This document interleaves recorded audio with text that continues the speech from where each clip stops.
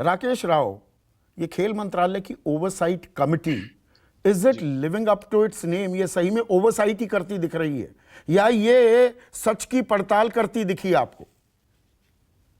संदीप जी, मैं काफी देर से सुन रहा हूं, ये 25 मिनट से सुन रहा हूं। I think the whole tone of this program is already, जैसा मुझे लग रहा है, please correct me if I am wrong, tone is कि एक साइड सही है और एक साइड गलत है, राइट? ये मेरी अंडरस्टैंडिंग। मैं ये पहली बार आपके शो में आ रहा हूं। मैंने इंडियन स्पोर्ट्स करीब 40 साल से देखा है। नेशनल स्पोर्ट्स फेडरेशंस, उसके जो प्रेसिडेंट्स, उसमें जो कैसे चलता है कार्य प्रणाली देखिए, उसमें प्लेयर्स कितने दूध के धुले हैं, जो जो एडमिनिस्ट्रेटर्स हैं जो इलेक्शन जीत के आते हैं कैसे इलेक्शन जीतते हैं, उनकी कॉम्पिटेंस, उनको स्पोर्ट्स के बारे में कितना पता है, ये मैंने कम से कम 40 साल, करीब 40 साल से मैंने करीब से देखा है।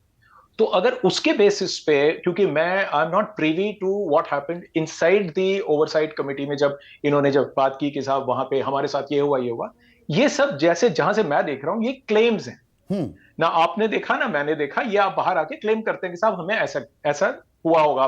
मतलब हमसे ये पूछा गया कि साहब आपके पास ऑडियो रिकॉर्डिंग है तो दे दीजिए, आपके पास वीडियो रिकॉर्डिंग है तो दे दीजिए, नहीं तो नहीं देंगे। इसी बात को कहने का तरीका दो हो सकता है। अगर मैं उस कमेटी में बैठा हूं, मैं उनसे शायद यही सवाल मैं पूछूंगा कि क्या, जब उन्होंने अपनी बात रखी होगी तो मैं कहूंगा क्या आपके पास कोई ऐसा एविडेंस है? तो अगर है तो रख दीजिए सामने।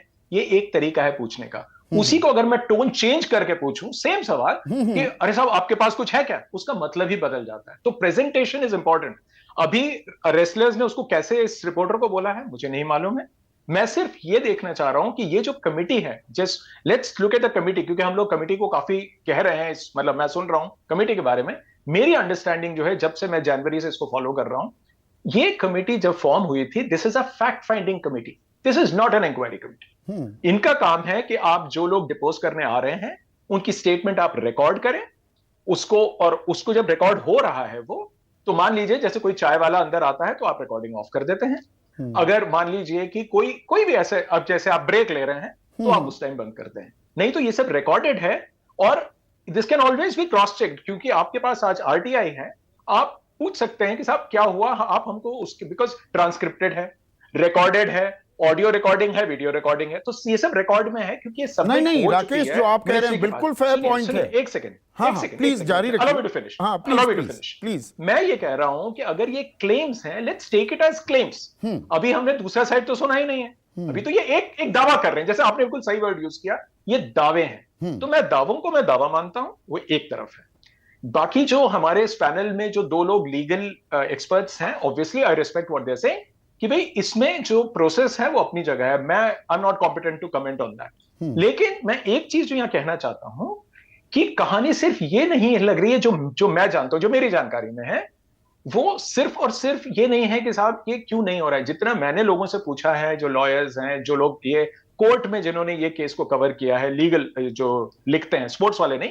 जो लीगल वाले लिखते हैं, वो कहते हैं, उनका जो एक व्यू ये है कि जब आप कहते हैं पॉक्सो के अंडर होना चाहिए था, तो it is a non bailable offence और सीधा सीधा अरेस्ट होता है नॉर्मल केसेस में। क्योंकि ये 24 या मतलब 48 घंटे या 72 घंटे के अंदर ये रिपोर्ट नहीं किया गया था from the actual date of incident, जो आप कहते हैं कि साहब मेरे साथ आज ये हुआ, तो अगले 24 घंटे के अंदर अगर 24 48 वॉट जितना जल्दी आप करेंगे, क्योंकि ये टाइम लैग हो गया है। अब पुलिस इंक्वायरी करेगी कि क्या जिस डेट पे आपने ये क्लेम किया है, जो दावा कर रहे हैं आपके साथ, मेरे साथ सेक्सुअल हैरेसमेंट हुआ, तो वो होगा कि नहीं। खैर, again this is investigating side. मेरा जो पॉइंट है, जो मैं कहना चाह रहा हूं, which I want it underlined and darkened, मैं उसको बहुत ही साफ शब्दों में बोलना चाहता हूं। ये जो कमिटी को हम ओवरसाइट कमिटी कह रहे हैं, इसका फॉर्मेशन कैसे हुआ और इसमें कौन कौन लोग हैं? आपने कहा कि साहब इसमें कोई मेल मेंबर होना ही नहीं चाहिए। जहां तक विशाखा कमिटी कहती है, जो इस पे सेक्सुअल हैरेसमेंट के ऊपर जब ये कमिटी का जब गठन हुआ, विशाखा की जो रिपोर्ट है वो बहुत साफ है। It has to be headed by a female. ठीक है, आप कहते हैं इसमें जो है मेजॉरिटी फीमेल्स होनी चाहिए, वो भी हो गई। अगर इसमें दो पहलवान भी हैं, योगेश्वर भी इसमें है, बबीता भी, इनके जो इनकी चॉइस है, ये पहलवानों ने चॉइस में इनको बनाया गया है। पहलवानों की चॉइस में नहीं बनाया गया राकेश, नहीं फैक्चुअल यहाँ पर इनएक्यूरेसी नहीं आनी चाहिए। नहीं सुनिए मेरी बात, ये नहीं, claim बबीता है, मैं कह रहा और हूं, योगेश्वर को पहलवानों ने हाँ नहीं की। विनेश फोगाट यहाँ है, मैं क्रॉस चेक करा सकता हूँ इस बात को। प्लीज नहीं, देखिए ये अगेन फिर वही बात हो जाएगी कि मैं कह रहा हूं, वो कह रही है it's one man against the other. The point here is जिन्होंने आरोप लगाया उनकी सहमति थी क्या? एक मिनट, अभी इस बात का दूध का दूध पानी का पानी कर लेते हैं राकेश। विनेश फोगाट, क्या आप योगेश्वर दत्त और बबीता फोगाट का इन कमेटियों में होने से सहमत थी?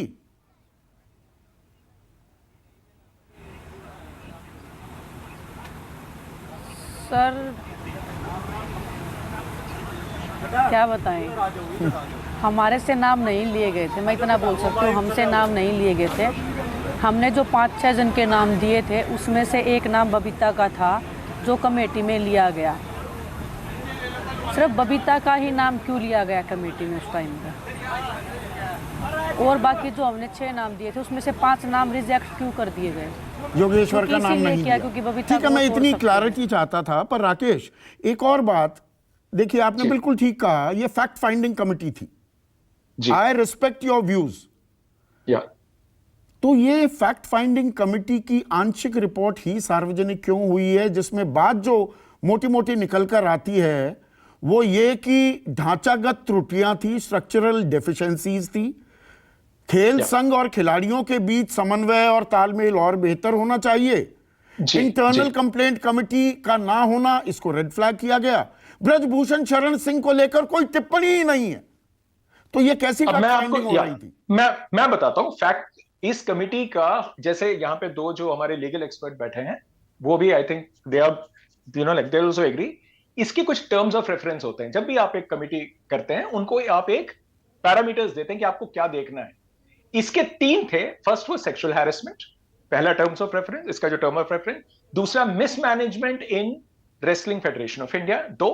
तीसरा था day to day affairs of the national sports federation. ये 3। इसमें जो आपने जो कमेंट किए हैं, ये उस कमेंट के रेफरेंस में है कि समन्वय होना चाहिए प्लेयर और उनमें अच्छे रिश्ते होने चाहिए। ये सब चीजें। अच्छा, मतलब फैक्ट फाइंडिंग इन चीजों को लेकर हो रही थी, जो अध्यक्ष पर आरोप लग रहे हैं उसकी फैक्ट फाइंडिंग हो ही नहीं रही थी। फिर मैं ये मान नहीं ना माने आप, मैं आपको कुछ और कह रहा हूं। मानना ना मानना वो तो हमारा इंडिविजुअल है। यहाँ पे 6 लोग बैठे हुए हैं, we can think 6 different ways. But मैं कुछ और कह रहा हूं। मैं कह रहा हूं कि 3 टर्म्स ऑफ रेफरेंस दिए गए हैं, ये फैक्ट है। अगर उन्होंने ये कमेंट बड़े ही, मतलब टर्म्स ऑफ रेफरेंसेस में ये आरोप मौजूदा अध्यक्ष के खिलाफ सही है या अनर्गल है, ये डाला ही नहीं गया, तो फिर किस बात की फैक्ट फाइंडिंग हो रही है? डाला गया है। अरे साहब, मैंने क्या बोला? 3 रेफरेंसेस है। सेक्सुअल हैरेसमेंट या सेक्सुअल असॉल्ट, ये पहला टर्म्स ऑफ रेफरेंस है। ये पर तो उसमें ब्रजभूषण शरण सिंह का नाम नहीं आता जब रिपोर्ट का हिस्सा सार्वजनिक होता है। सुनिए, ये सार्वजनिक नहीं हुई है अभी, ये सिलेक्ट, वो जो भी अंश आए हैं। देखिए, मैं एक सुनिए मेरी बात। अभी जैसे मैं जर्नलिस्ट हूं, मुझे जो एक रिपोर्ट का एक हिस्सा जो मेरा सोर्स मुझे देगा, वो मुझे पूरी रिपोर्ट नहीं देगा। सार्वजनिक क्यों नहीं की जा रही है रिपोर्ट? आप मांगिए, बिकॉज अभी तो साहब इंक्वायरी कमेटी, ये तो फैक्ट फाइंडिंग है, उन्होंने दिया है। आप और मैं आरटीआई लिख के भेज सकते हैं। जब अगर गवर्नमेंट समझती है कि आरटीआई के थ्रू ये आपको अलाउड है, परमिसिबल है, they will give it to you. ठीक है।